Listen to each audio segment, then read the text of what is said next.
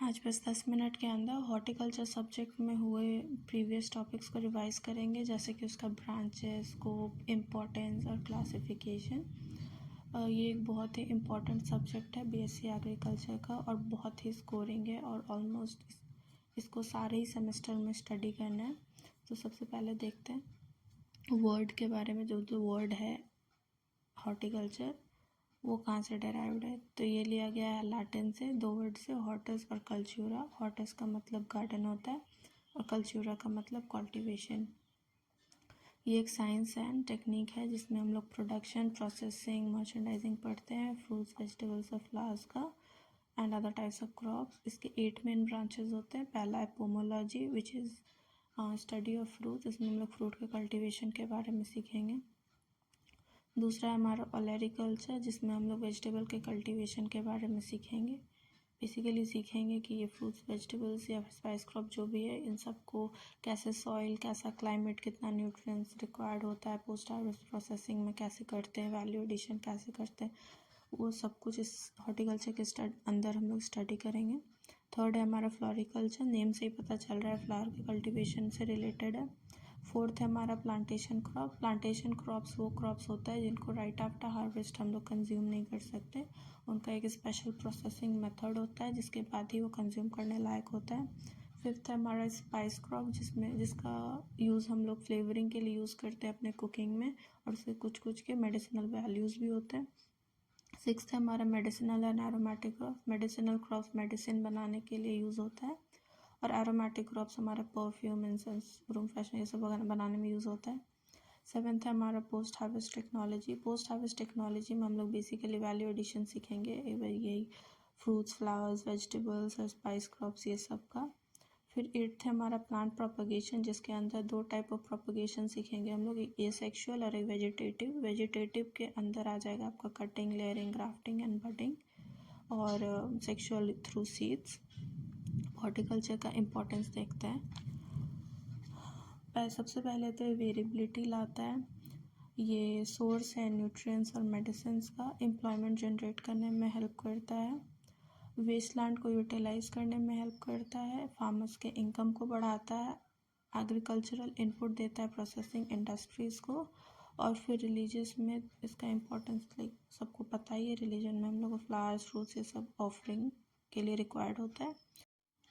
अब हॉर्टिकल्चर का स्कोप देखते हैं। सबसे पहले तो ये न्यूट्रिशनल नीड्स को पूरा करता है, इंपोर्ट को घटाता है, एक्सपोर्ट को बढ़ाता है, एनवायरनमेंट को प्रोटेक्ट करता है, इंडस्ट्रीज़ को रॉ मटेरियल्स प्रोवाइड करता है, एम्प्लॉयमेंट जनरेट करता है, लैंड का प्रोडक्टिविटी बढ़ाता है, रिलीजियस डिमांड को पूरा करता है और मेडिसिनल प्लांट्स प्रोवाइड करता है जिससे मेडिसिन बनता है। फिर हम लोग इसका क्लासिफिकेशन देखते हैं। ये दो टाइप में डिवाइडेड है, एक हॉर्टिकल्चर क्लासिफिकेशन, दूसरा botanical classification. Means of classification में या लाइफ स्पैन में 3 टाइप में डिवाइडेड है, annual, biennial and perennial. Annual जिनको एक सीज़न का लाइफ साइकिल होता है, बाइनियल जिनका 2 सीज़न का, पेरिनियल जिनका उससे ज़्यादा। क्लाइमेटिक रिक्वायरमेंट मतलब बेसिकली टेम्परेचर बेसिस पे ट्रॉपिकल, सब ट्रॉपिकल और टेम्परेट में डिवाइडेड है। यूजेस के हिसाब से एडिबल मतलब जिनको कंज्यूम कर सकते हैं, फिर ऑर्नामेंटल मतलब डेकोरेशन के लिए, और एमएपी मतलब मेडिसिनल एंड एरोमेटिक क्रॉप्स। फिर वाटर रिक्वायरमेंट्स के हिसाब से ये हाइड्रोफाइट्स है जो वाटर लविंग होते हैं, फिर ज़ेरोफाइट्स है जो कि ड्रॉट लविंग होते हैं, और फिर है मेसोफाइट जो कि उन दोनों के बीच में आता है। फिर आता है लीफ शेडिंग हैबिट्स के अकॉर्डिंग। ये एवरग्रीन होता है, डेसीडियस। एवरग्रीन जो लीफ रिटेन करता है ऑटम सीजन में, मतलब थ्रू आउट द ईयर, और डेसीडियस वो होते हैं जो लीफ शेडिंग करते हैं ऑटम सीजन में। फिर सिक्स्थ है ग्रोथ हैबिट और फिजियोलॉजिकल कैरेक्टरिस्टिक्स के हिसाब से ये हर्ब, श्रब्स और ट्रीज में डिवाइडेड है। फिर सेवेंथ है हमारा सेल्फ पॉलिनेशन के हिसाब से, जिसमें वो सेल्फ पॉलिनेशन और क्रॉस पॉलिनेशन में डिवाइडेड है। फिर एट्थ बेसिस है हमारा season which is rabi which is winter season, kharif मतलब कि रेनी सीजन, एंड ज़ैद मतलब कि समर सीजन। अब देखते हैं प्लांट किंगडम का क्लासिफिकेशन। सबसे पहले तो प्लांट किंगडम 2 पार्ट में डिवाइडेड है। एक दिन का डिफ्रेंशिएटेड प्लांट बॉडी नहीं होता जिसको थैलोफाइटा बोलते हैं, इसका एग्जांपल है एल्गी। और एक जिनका डिफ्रेंशिएटेड प्लांट बॉडी होता है जिसके जो फर्दर डिवाइडेड है, जिसमें विदाउट स्पेशलाइज्ड वास्कुलर टिश्यू होता है, वो होता है ब्रायोफाइट, जिसका एग्जांपल है फुनेरिया। फिर दूसरा होता है जिसमें वास्कुलर टिश्यू प्रेजेंट होता है, जो फर्दर डिवाइडेड है। एक जो सीड्स प्रोड्यूस नहीं करता वो है टेरिडोफाइट्स, इसका एग्जांपल है फर्न, और दूसरा जो सीड्स प्रोड्यूस करता है उसको स्पर्मेटोफाइट्स बोलते हैं। और स्पर्मेटोफाइट्स दो पार्ट में डिवाइड है, एक जो नेकेड सीड्स प्रोड्यूस करता है मतलब कि जिम्नोस्पर्म, और एक जो सीड्स फ्रूट के इनसाइड फॉर्म करता है वो है एंजियोस्पर्म। एंजियोस्पर्म फर्दर डिवाइडेड है मोनोकॉट में, जिनमें सिंगल कॉटिलेडन होता है, और डाइकॉट जिसमें दो कॉट। अब देखते हैं बोटानिकल क्लासिफिकेशन, जो कि बेस्ड है फाइलोजेनेटिक रिलेशनशिप के बेसिस पे, मतलब कि अगर उसको ट्रेस बैक करें तो पीछे जब पास्ट में जाके उनका एक कॉमन एंसेस्टर्स निकल कर आएगा। ये इसके अकॉर्डिंग फ्रूट्स, वेजिटेबल और प्लांटेशन क्रॉस मोनोकॉट और डाइकॉट में डिवाइडेड है। राइपनिंग बिहेवियर के बेसिस पे क्लाइमेक्टेरिक और नॉन क्लाइमेक्टेरिक में डिवाइडेड है, और फोटो पीरियड्स के हिसाब से लॉन्ग डे, शॉर्ट डे और डे न्यूट्रल प्लांट्स में डिवाइडेड है। अब देखते हैं फ्रूट्स का क्लासिफिकेशन। फ्रूट्स दो टाइप में डिवाइडेड है, एक मोनोकॉट में और दूसरा डाइकॉट में। मोनोकॉट के अंदर दो फैमिली आता है, musaceae banana and bromeliaceae pineapple.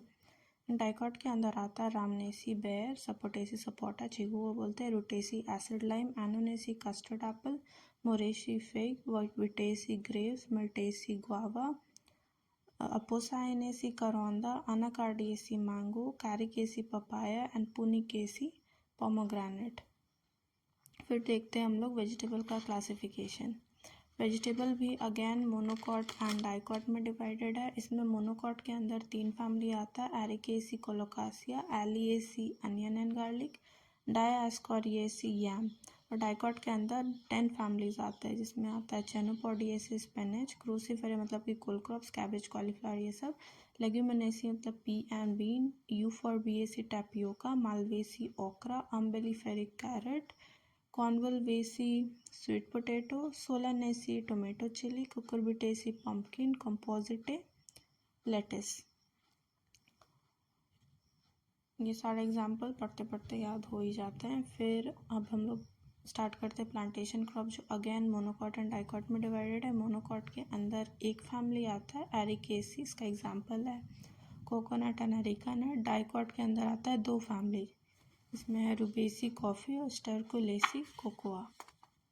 फिर अब देखते हैं क्लाइमेटेरिक एंड नॉन क्लाइमेटेरिक फ्रूट्स का डिफरेंस। और क्लाइमेटेरिक फ्रूट्स कंटिन्यू करता है राइपन करना, मतलब आफ्टर हार्वेस्ट भी, जबकि नॉन क्लाइमेटेरिक फ्रूट्स एक बार हार्वेस्ट कर दो तो राइपन नहीं होगा। क्लाइमेटेरिक फ्रूट्स सडन राइज शो करता है रेस्पिरेशन में, जिसको क्लाइमेटेरिक राइज बोलते हैं, जबकि ऐसा कुछ नोटिस नहीं किया गया है नॉन क्लाइमेटेरिक फ्रूट्स में। क्लाइमेटेरिक फ्रूट्स में इथाइलिन प्रोडक्शन सडन इंक्रीज हो जाता है राइपनिंग के टाइम, जबकि नॉन क्लाइमेटेरिक फ्रूट्स में लो रहता है। क्लाइमेटेरिक फ्रूट्स को आप फुल्ली राइपन होने से पहले हार्वेस्ट कर सकते हैं, जबकि नॉन क्लाइमेटेरिक को फुल्ली राइप कंडीशन में हार्वेस्ट करना है। राइपनिंग को आप एक्सेलरेट कर सकते हैं इथाइलिन ट्रीटमेंट से क्लाइमेटेरिक फ्रूट्स में, जबकि इसका लिटिल इफेक्ट होता है नॉन क्लाइमेटेरिक फ्रूट्स में। फ्लेवर और sweetness continue to develop in climacteric fruit, जबकि नॉन क्लाइमेटेरिक में ऑन प्लांट होता है। इसका एग्जाम्पल है मैंगो एंड बनाना, और नॉन क्लाइमेटेरिक का एग्जाम्पल है सिट्रस एंड ग्रेप। अब सबसे ज़्यादा इथाइलिन का प्रोडक्शन होता है एप्पल और पैशन फ्रूट में। फोटो पीरियड रिस्पॉन्स के हिसाब से प्लांट 3 पार्ट में डिवाइडेड है। लॉन्ग डे प्लांट जिनको 14 to 16 hours of day light चाहिए होता है, शॉर्ट डे प्लांट जिनको 8 to 12 आवर्स ऑफ सनलाइट चाहिए होता है, एंड डे न्यूट्रल प्लांट्स जो कि डेवलपमेंट स्टेज पे डिपेंडेंट है, लाकि डे ऑफ कितना सनलाइट उनको प्रोड्यूस हो रहा है। Examples listed and very easy to memorise.